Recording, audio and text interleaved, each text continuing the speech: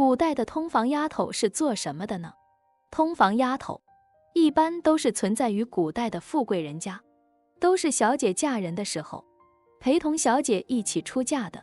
不过这通房丫头可不同于一般的丫头，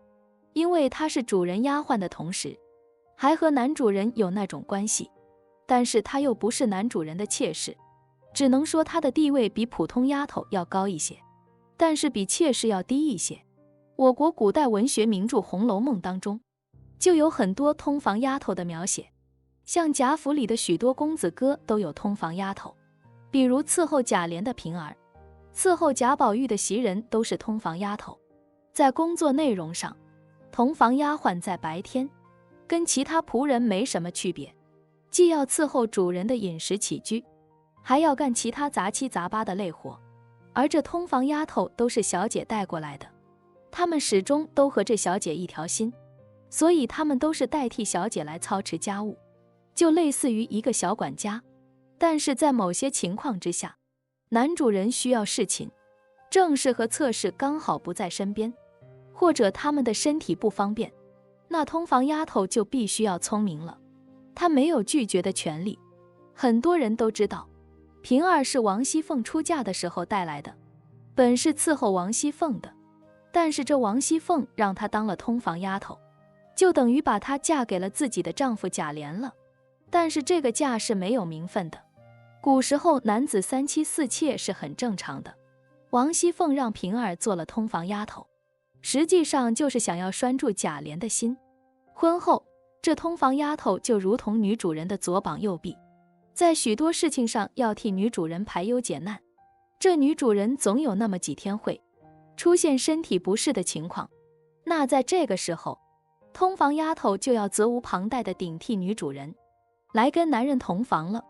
目的呢，就是代替女主人收住男人的心，不让他移情别恋。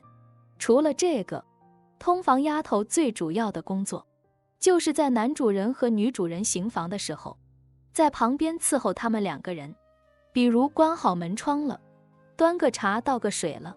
拿个纸了，打扫个卫生了，给主人穿衣服盖被子了，等等等等。普通丫头做不了的事情，都由通房丫头来做。这通房丫头就是男女主人行房的时候随时可以使唤的下人。而这通房丫头还有婚前通房丫头和婚后通房丫头之分。刚才我们说的都是婚后的通房丫头，婚前通房丫头是指那些从小就进入男主人家，在府里伺候少爷，当少爷年龄渐长，懂得异性相吸的乐趣之后，通房丫头会在年长的女仆的教导之下，身体力行教导少爷该怎么做，直到少爷学会那个事为止。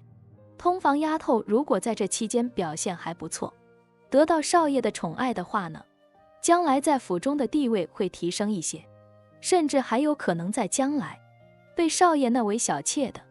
但是一些表现不突出的通房丫头呢，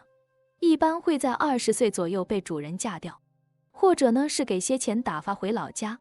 要么呢就继续在主人家里做仆人，直至终老。欢迎关注我的频道，这样就不会错过更多精彩内容。